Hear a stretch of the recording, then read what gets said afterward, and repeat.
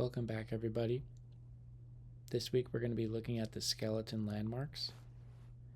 I know it's not a life drawing class, but I still think it's important to cover a couple key aspects of drawing the figure. So we're just going to go through the front view of the skeleton and talk about some general proportions and how all these landmarks relate to each other and where they are, how to find them, and what they do. The bony landmarks of the skeleton are really trustworthy because they don't differ too much from person to person, and they're worth knowing just because it's like being on any kind of a journey. The landmark is going to help you find where you are and help you find your way out if you get lost. So we won't just be copying random bumps along the human figure, but actually understanding what it is that we're drawing. So here I'm marking off the top of the skeleton at the top of the skull where the bottom of the feet meet the ground, and then I make a halfway mark for the halfway down the pelvis, and then I go back towards the top of the skeleton and I'm marking off the height of the head, which is just a general guess for how tall this head is going to be. And then I'm going to measure it. I'm making some marks off to the side here. I'm going to use the height of the head as a unit of measurement and count all the way down to the bottom of the figure. So this can vary from person to person, but generally a good average height for a person is about 7.5 heads. It could be more or less.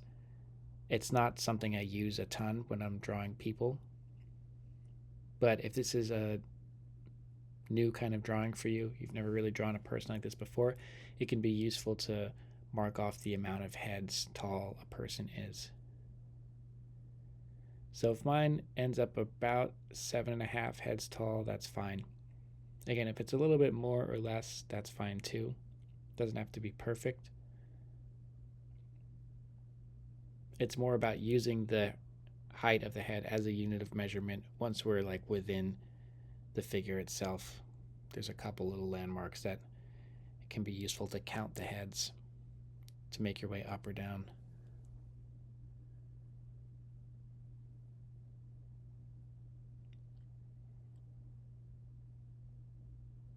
So it looks like I'm just a little bit past 7, near 7.5. Just like we do with head construction, it's important to know where the top and the bottom of the figure is because that's going to help us find our halfway mark, which we'll talk about the importance of that later on. I'm going to start off with drawing the skull. That sphere for the cranium of the skull going down about 2/3 of the way towards the jawline. And then again, I'm using that box shape for the bottom of the jaw. I won't go as in-depth in the head construction as we did a few weeks ago since we want to look at the whole figure, but I will be reviewing some of those key points. So here again, I'm marking it off halfway down with a horizontal line, splitting the head in two vertically. And I'm going to mark off the top and bottom and those two side planes of that brow ridge going across both of the eye sockets above the bridge of the nose. It's like one solid plane for where the eyes are going to sit. So remember that halfway down the head, that halfway line is going to run right through the pupils of the eyes. So that brow ridge the top of it will be a little bit above that halfway mark. The bottom of it will be slightly below. Since I'm drawing a skeleton, I'm going to stick to a skull for the head. So I'm not going to draw a full nose. I'm just going to draw the nasal cavity and how it relates to the bridge of the nose. I know it's hard to see in this video because it's pretty small. So I'll post my drawing as well, and you can check that out up close to see these little details.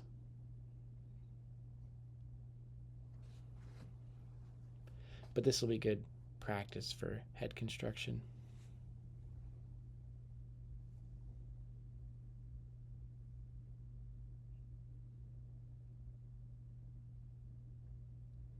Here I'm making a sphere for the mouth.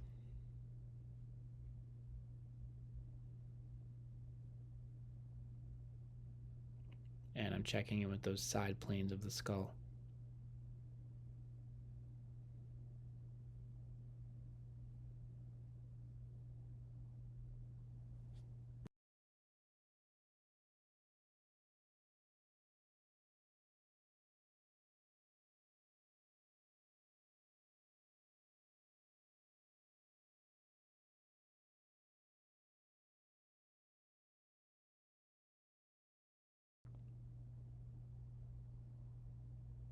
It's also important to pay attention to this center line that runs through the whole figure, not just through the skull, but as we make our way down here, we want that center line to be nice and vertical. If it's not vertical, or if our skeleton strays too much from that, it's going to affect the center of gravity, and the skeleton will look off balance. So pay attention to that center line. So I'm counting the heads here. If I go 2 heads down, that should bring me to the bottom of the sternum, which we'll get to in a second. That horizontal line I just drew there is for the shoulders, and now I'm making this larger egg shape for the rib cage. So the top of the rib cage will overlap with the pit of the neck, which is that mark I made at the base of the neck there. And then the bottom of the rib cage is going down below that mark I made for the bottom of the sternum. All my lines are pretty soft as I map out these landmarks. Not too certain or concrete about any of them just yet. I'm still just lining things up. This spot right here is the pit of the neck, though. That's the spot between the 2 clavicles, between the 2 collarbones at the base of the neck. That's a very important landmark that we want to pay attention to. And then the 2 collarbones come out from there, out towards the shoulders. They each have their own distinct little S curve. You could think of them kind of like handlebars on a bike. But the pit of the neck is a pivot point for the clavicles, and they act as a crossroads, or kind of like an intersection of the rib cage, the shoulders, the neck, and the head. The pit of the neck itself is really negative space. So if you feel around between your own 2 collarbones, you'll find that negative space right in the center. That's the pit of the neck that we're talking about.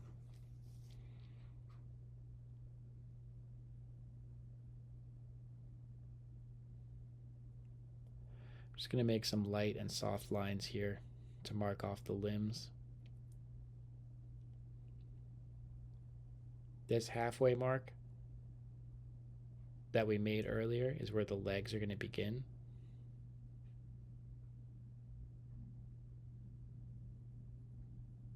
And I'm going to make a simple box shape for the pelvis.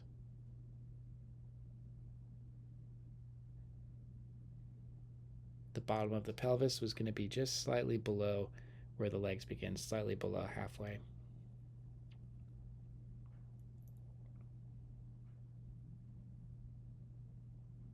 Again, all these marks are soft because I'm intending to come back darker and sharper later on.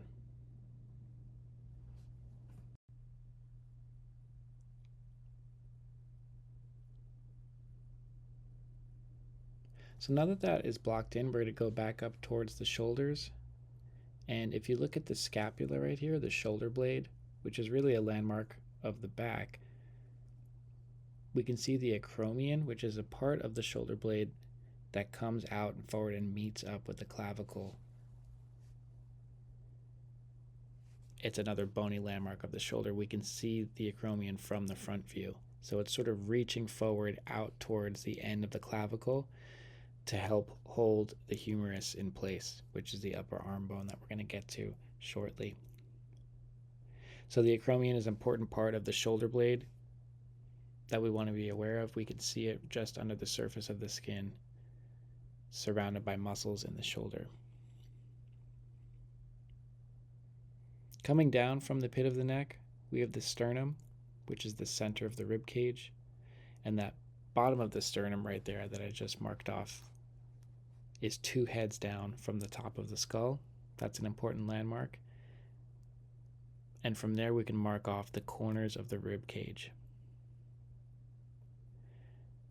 So I call it a corner. It's not really a corner because we're using the rib cage. We're drawing the rib cage as more of like an egg shape with all these soft edges. But it's useful to call it a corner because they line up horizontally. It's an important landmark when you're drawing the torso, because you'll see it's not the total bottom of the rib cage, but it's just like where those outermost edges of the bottom ribs come out towards the surface, right under the surface of the skin. They line up with each other, but they also line up with the corners of the pelvis below. So having those quote unquote corners allows us to create perspective in the torso. Lining these landmarks up with each other can help give us perspective. It can help tell us how the shoulders are relating to the angles of the pelvis. If the shoulders or pelvis are tilted, we'll find it in these corners here. If there's a twist, if the rib cage is facing a slightly different direction than the pelvis because of a twist, that too we'll find it in these corners and how they relate to each other. So it's something we want to pay attention to. We don't have to draw every rib in the rib cage. We just want to pay attention to those bottom corners and how they relate to the corners of the pelvis below. So I also marked off that box shape for the pelvis. We'll return to the pelvis shortly and draw that in greater detail. But just like we did with head construction, it's important to find these landmarks and be able to draw them simply and efficiently and quickly. If you're drawing a person from direct observation and it has to be fast, you're not going to have time to worry about what their actual pelvis looks like in reality. It's also not all that helpful. We just want to focus on the landmarks that are useful. This isn't going to be like a scientific anatomical illustration. It's more about understanding how to take these landmarks and use them to design a figure drawing. We're just taking what's useful and trying to understand it and leaving the rest.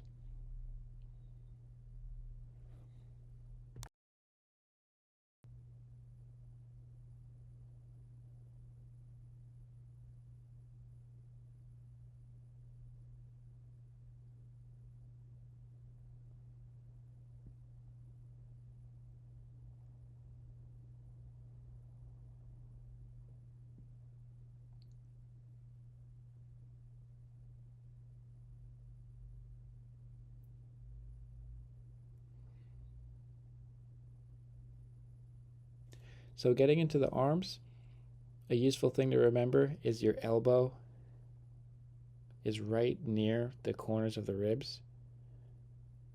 So if you stand with your arms at your side, think about how your elbow comes close to the bottom of your rib cage. That'll help give you an idea for how long the arms should be and where you should be placing the elbow as it relates to the torso.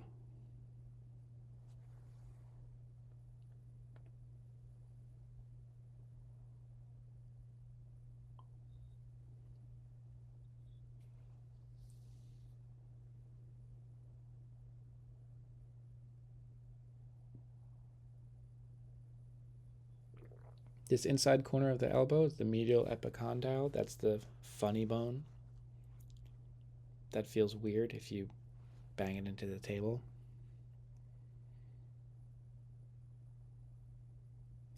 This first arm I'm going to draw, the skeleton's right arm, is going to be supinated, which means the hand is open.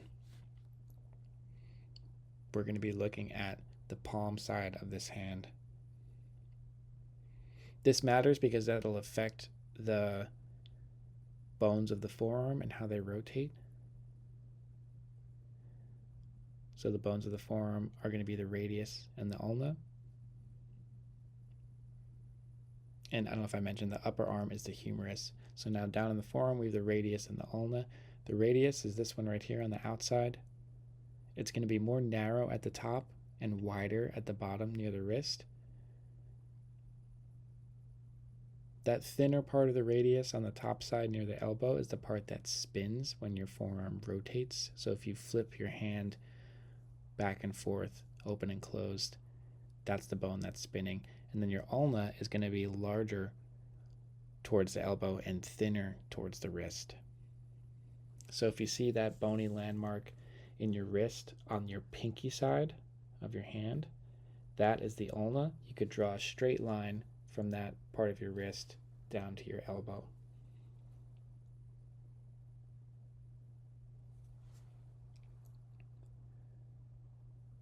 The way that I was taught to remember which way is supinated is if you're holding a bowl of hot soup, your hand is supinated. Your hand is going to be open, and those bones in your forearm are going to be parallel.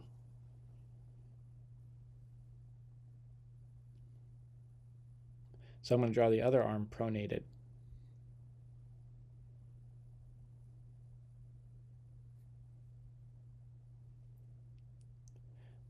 So the head of the humerus fits into that socket joint of the clavicle and the scapula up here at the shoulder.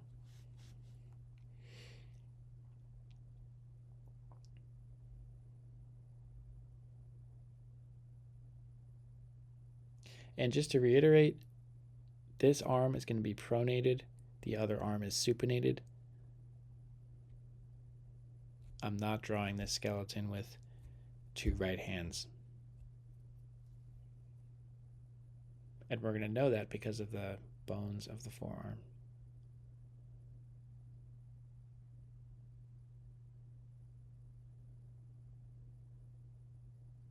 So if you pay attention to your own forearm right now, rotate your hand open and closed, so your hand facing up towards the ceiling and then the palm of your hand facing down towards the floor, flipping your hand back and forth. You won't feel any movement in your shoulder really, but you're going to feel it in your wrist. That's because these bones of the forearm can flip over each other. So the radius is going to spin in its place up here towards the elbow, but it flips over above the ulna, creating this overlap. Remember, the radius is thinner towards the elbow and wider towards the wrist. The ulna is the opposite. The ulna is wider on the elbow side and thinner towards the wrist.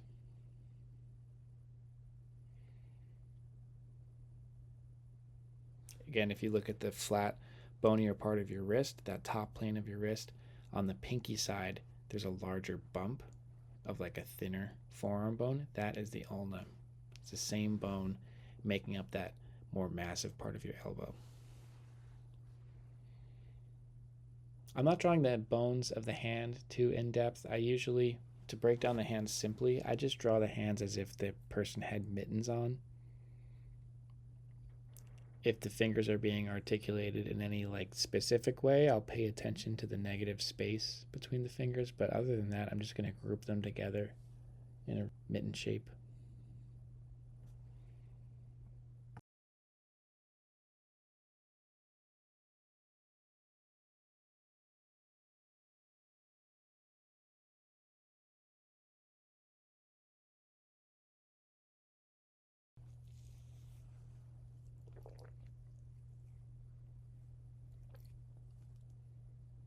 So making our way back down from the rib cage here,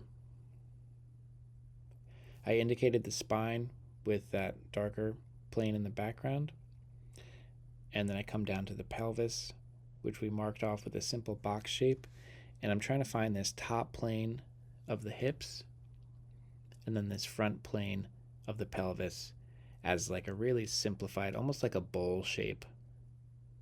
So I'm not drawing the pelvis in perfect detail. I'm trying to break it down simply. The pelvis is a really complicated shape, and I want to draw it in the simplest forms possible. So right here in the background, I have the sacrum meeting the base of the spine, the lumbar spine. Here I'm marking off a little bit of this negative space at the base of the pelvis. You're free to draw the pelvis in perfect detail, but I think it's such a complex shape, it's hard to rotate around in your mind. I'm paying attention to these front two corners here and how that can create a top plane versus a front plane and the two side planes. So thinking of it as a box shape is helpful. Thinking of it as a bucket shape can be helpful. That's wider at the top and a little bit more narrow at the bottom.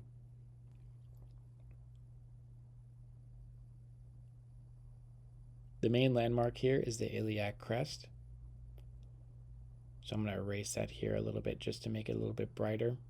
Those are those two top ridges at the tops of your hips, right beneath the oblique muscles.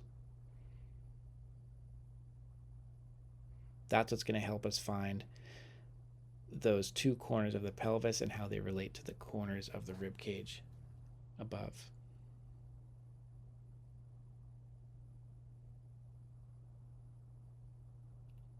From there, we're going to make our way down towards the legs. So going back to the first couple of marks that we made a mark that was halfway down the figure.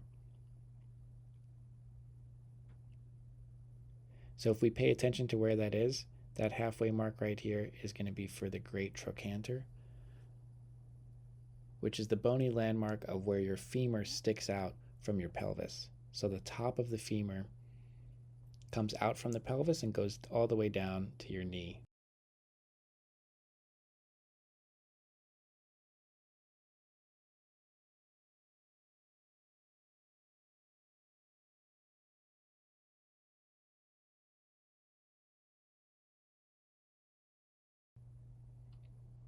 So this is the halfway mark of the figure, important landmark to pay attention to. It comes out from the side of the pelvis. The bottom of the pelvis still dips down below that point, but for the most part, we could think of that as the bottom of the pelvis. And it comes all the way down to the knee here to form this hinge joint. The knee I think of as being really boxy and having corners and perspective just like the pelvis. So the way that the femur meets the tibia and the fibula here is really concrete and solid. And here's the patella in front of it, the kneecap, sitting in front of those two bones meeting.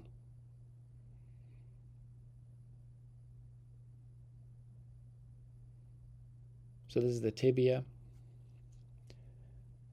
Something that helps me remember the tibia is this triangular, almost like a nose shape. I think of it as like the nose of the tibia below the patella. If you've ever scraped your knee on the ground, you probably get a scrape on your kneecap, on the patella there, and then also on the tibia below it. So I have that little, it's light, it might be hard to see, but there's a little triangular shape to show that front plane of the tibia. The fibula is that smaller bone on the side, going from like the lower side of the knee down towards the ankle. The two ankle bones are not perfectly symmetrical. The tibia is higher than the fibula, so the ankle bones, if you're viewing them from the front like this, are going to be higher on the inside, lower on the outside. So the fibula goes down lower than the tibia. So similar to the arms, the forearms have two bones. The lower leg is also going to have two bones.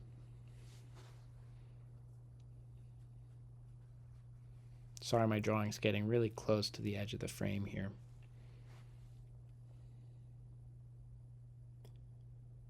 When you're foreshortening the feet like this, the main things I'm paying attention to are how the heel and the ball of the foot are connected to the ground and how they might overlap. Foreshortening the feet is tricky and takes practice, so just think about the footprint and how those points of connection to the ground plane are going to line up with each other.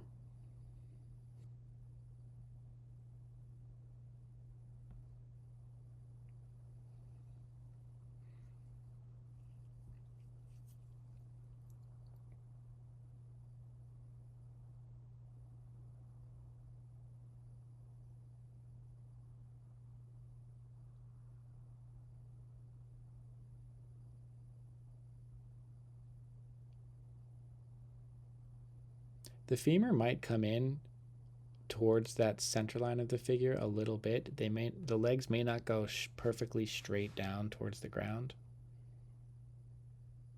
So depending on the person and how they walk, that femur might be at an angle.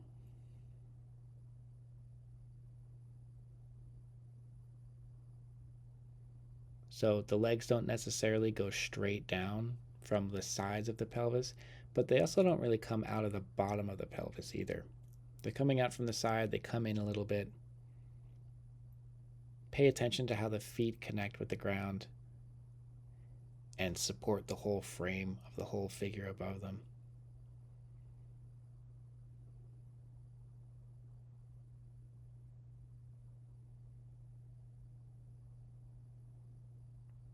Again, I'm paying attention to how the heel connects to the ground and the ball of the foot behind the big toe. Trying to picture that foot's footprint on the ground and how I can build the foot on top of that. I think this skeleton's right arm, so the arm on our left, is a little bit short. Maybe both of the arms are a little bit too short. Your fingertips generally line up. If they're straight at your sides, your fingertips should line up with about halfway down the femur. So these arms are a little bit short.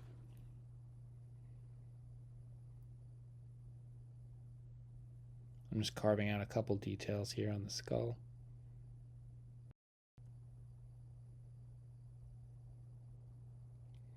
Remember that this skeleton drawing isn't meant to be the most scientifically accurate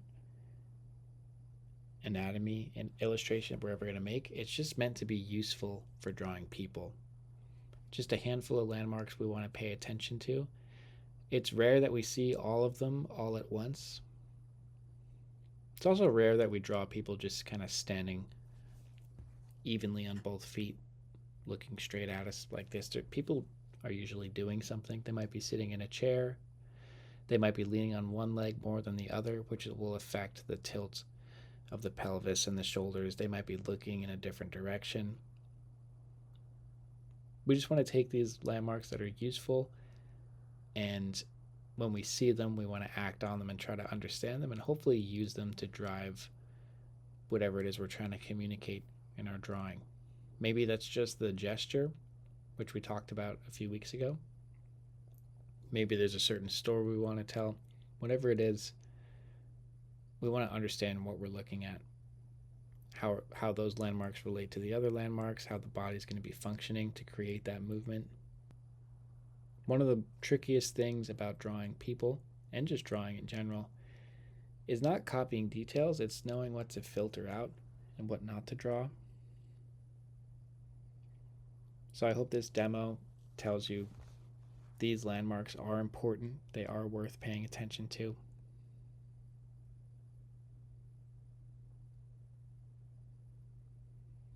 I'd say more than anything, pay attention to the pit of the neck, the corners of the rib cage, the corners of the pelvis,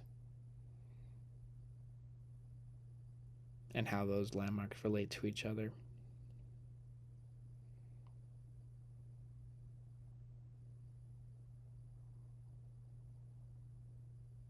So copy this into your sketchbook, and then feel free to do some drawings of people from life. And again, you don't have to list all of these landmarks with every figure drawing that you ever do. But when you do run into one of them, make sure you notice them. Try and articulate them clearly. It doesn't have to be complicated, but being specific and clear is a great way to get to know these landmarks.